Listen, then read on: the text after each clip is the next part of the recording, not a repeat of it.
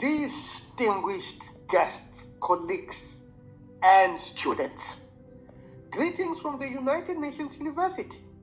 It is a pleasure to address you at the AESI seminar. While I regret that I cannot join you in person, I sincerely thank AESI for convening this timely and important discussion. You are meeting at a moment when the international rules-based order is under increasing strain. Conflict, inequality, polarization, and declining trust in public institutions are placing pressure on multilateral cooperation. Against this backdrop, the call for strong global leadership rooted in peace and solidarity is absolutely crucial.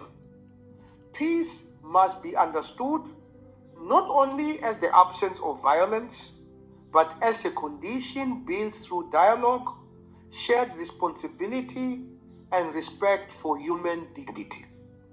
International and intergovernmental organizations have an important role in advancing these principles and strengthening international cooperation. Universities, too, are central to this effort. They are not only places of learning, but spaces where critical thinking is fostered, knowledge is shared across borders, and future leaders are shaped. In this sense, the university is part of a new pathway to peace, one that brings together learning, reflection, and solidarity. The United Nations University shares this commitment. To the students gathered here today, the world needs not only your skills, but also your values. The future will depend on leaders who act with integrity, empathy, and a sense of shared humanity. I wish you all a successful seminar and thank you for your commitment to creating a better future together. Thank you very much.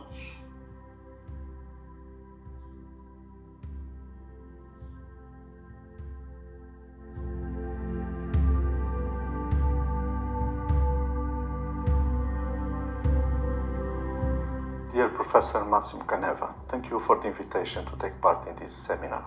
Dear students and friends, we live in a time of uncertainty. War, forced migration, inequality, climate pressure, and growing distrust are shaping our world. In moments like these, speaking about peace may sound idealistic, but I believe this is exactly when universities must speak and must act. Universities are not isolated from society. They help shape the future, they preserve memory, create knowledge, and educate new generations. Because of this, they also carry a responsibility. Peace is not only the absence of war. Peace means justice, dialogue, dignity, and the ability to live together despite our differences. And if this is our understanding of peace, then universities have a central role to play. Traditionally, universities have three dimensions: teaching, research, and service to society. Today, peace building should be part of all three. In the first dimension, education, university train future leaders, not only scientists, doctors, engineers, but also diplomats and politicians. The important question is not only what students learn, but also what values they carry with them. Do we educate only for competition, or also for cooperation? Do we reward only success or also responsibility? Do we teach students only how to solve problems or also how to understand people? Peace begins in the classroom. It begins when students learn to think critically, to listen, to respect others, and to resist fear and stereotypes. Peace education is not one separate subject. It is a way of teaching across all disciplines. Look at the second dimension, research. Conflicts do not appear by accident.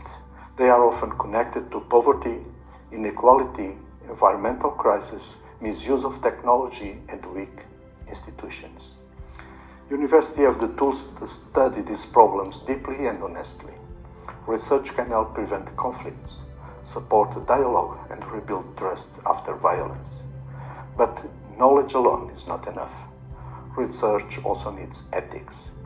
Universities should ask not only, can we do this research, but also, should we do it? Knowledge without ethics can increase power, but not peace. Look at the third dimension, engagement with society. Universities cannot remain distant observers of global crises. Today, millions of people are forced to leave their homes because of war, persecution, or climate change. Many are students, researchers, and professionals. In a world where fear is growing and borders are closing, universities can become a place of refuge, inclusion, and dialogue. This means more than scholarships. It means creating academic communities where refugees and displaced people are treated as full members, with talents, rights, and voices. This is not charity. It is justice. It is an investment in peace. I would also like to stress the importance of university networks. No university can face global challenges alone, but together universities can become strong actors of cooperation and dialogue. Academic cooperation is a form of diplomacy. It builds trust slowly but deeply. It connects people beyond politics, elections, and national interests. Even when official dialogue stops, academic dialogue can continue. But cooperation must be more than symbolic. Universities need shared projects, joint programs, ethical commitments, and concrete action, but especially in fragile and conflict areas. Some people say that this distracts universities from excellence. I disagree. Excellence and solidarity are not opposites. A university that ignores human suffering weakens its mission. A university that connects knowledge and responsibility strengthens it. Universities are institutions of hope, but hope is not a passive optimism. Hope requires courage, patience, and persistence. If universities fail to connect knowledge with ethics and excellence with humanity, they risk becoming irrelevant and in a world that urgently needs guidance. So the question is not whether universities should contribute to peace. The real question is, can peace survive without universities? Thank you very much.